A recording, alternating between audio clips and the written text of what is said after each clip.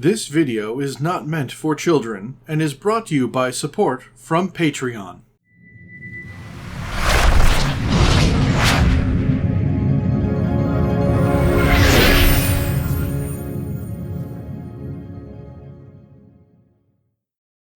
Hello, and welcome back. I am Maester Aelix, and this is Stellaris Empires.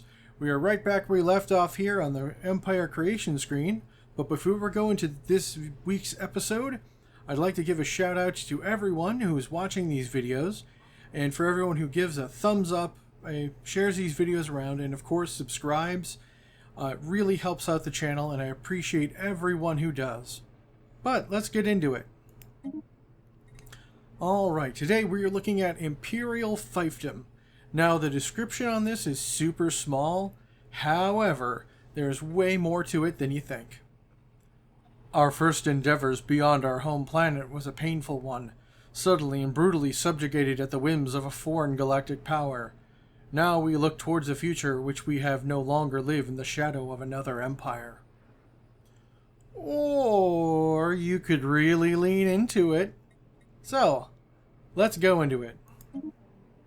Alright, so today I picked a Lithoid species because I hadn't had enough of them and they're really cool.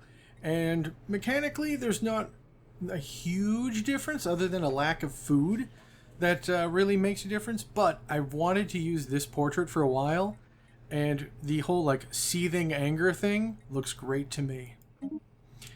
Alright, in the continued tradition of naming species after friends of mine, these are the Caveville, one of my longest standing friends, friend of the channel. If you know who I'm talking about, they show up in nearly every episode because Caveville is an awesome person. For the names, I went with Necroid 2. Now, I normally would tie these things into Lithoids, but since they were subjugated by someone else, I figured changing up the names would be cool. Plus, Necroid 2 has some really cool stuff, like by the sunlit touched fleet, or, you know, Heth Unlitek. Very nice. Alright, now let's get into the mechanics. Obviously we're lithoid, so we have food for minerals, and we're going to have a great way of getting more of that. Pop growth speed down, pop assembly speed down, habitability, plus, nope, not going to let me do the thing. Anyway, doesn't matter. There's a lot of really good traits that come with lithoid. Alright. I also went with docile because empire size is always a perennial problem and one I always wish to solve. This helps slow down that bottleneck sooner. Crystallization.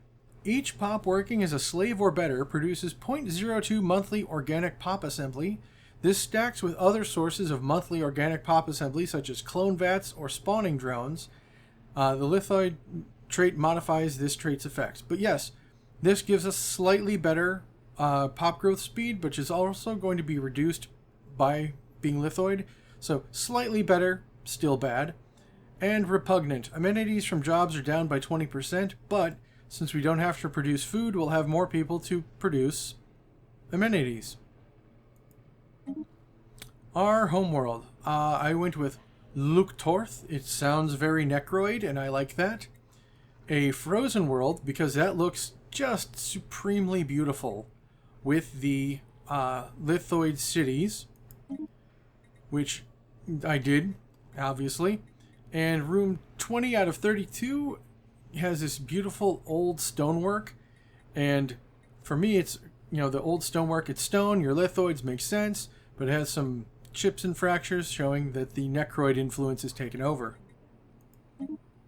Origin, Imperial Fiefdom. We are the subject of an advanced AI empire, and we can select a specialist type at the start of the game. With Prospectora, specialize in mining and strategic resources in exchange for weaker research production. Yeah, we're actually going to be less advanced research-wise, but that's okay. You cannot have inward perfection, German assimilation, or genocidal civics, which is fine by me. Alright, going into government and ethics, I went with authoritarian because resource output up being very good here since we're getting a big boost. And I went with Fanatic Pacifists. Our empire size from Pops is down 30% and our stability is up 10%. Which is, you know, nice, but the main reason I'm focusing so much on our population is because we're a feudal society. We are not going to be fighting against our overlords, we're going to be expanding their reach. We're going to subjugate others under us, like we've been subjugated. We're just passing the anger forward. Ignore diplomatic requirements when proposing subjugation. Your subjects cannot have the following agreement terms of expansion prohibited, do not join subject wars, and limited diplomacy. Our naval capacity is up 5%, our subjugation acceptance is up 25%, and our subjects exempt from divided patronage is up by 1. We can also have the council position of the Chief Herald of Arms, which unity from subjects is up by 5. This is great once we have some. But first, we're going to want selective kinship. In an uncertain universe, only kin can be trusted. This civilization is selective about the species it defines as equals. Opinion of empires that are shared species class are up 100. Opinion of other empires minus 50. Pops of our species class have full citizenship. Other pops are barred from full citizenship, which is why we subject them. Citizen happiness while sharing a planet of the same species, up 7.5%, and citizen happiness while oppressing other species, plus 2.5%. You see why these go so well together now. And composition of Speaker of the Kin, citizen political power up 2%. Early on, this is slightly better, but the feudal society one with more unity is so good later. And of course, I selected Imperial because we're Empire. Yes, we are a subject of one, and we shall cover additional ones. We have the Lithoid voice. Fields, rocks, mountainsides, lend me your ears. Lovely, isn't it? He's just so larger than life. We are the Cavillian subjects, or perhaps subjugators. Up to you. And the flag I went with is primarily gold, secondary of purple, because the purple in the body and kind of cold thing looks great. And I chose this human torch fire thing because the fires of rebellion burn brightly, but our planet is cold. And the flag was the one you see here, because it looks like the fire is kind of melting away a piece of this yellow ice. So I think this is a really clever flag. It looks really good in my opinion. And of course, bringing that yellow into Lithoids, oh man, look at that. I mean, that is just fancy schmancy. And the gold does glow brightly in space, so I like it. Ruler traits, we used the Necroid name, Emperor to Crown Prince. We sound like this. I know, right? Phenotype 2, because more cool stuff. Hairstyle 3, it's the crystal growth there. Can't change your evolution stage or clothing, but the color variant of 3 is the purple one. Or at least the more see the anger one, and I really, really like how this came all together. Ruler trait, we are principled. We want more stability because we're going to be having a lot of subjects. More stability is good. So, these are the Kville subjects. Let's start a game and show you how I like to get things going. As we stepped out of our home system for the first time, we were approached by a foreign empire who demanded our subjugation. Though a painful memory for our people, we have learned a lot in that short time as a vassal, with the relationship providing more benefits than we could have hoped for. We are not the only vassal in our new overlord, and we have had the chance to meet diplomats and ambassadors from some of the other empires under their thumb. We do not see quite eye to eye with some of them, but we believe that we will prove to be useful allies for the time being.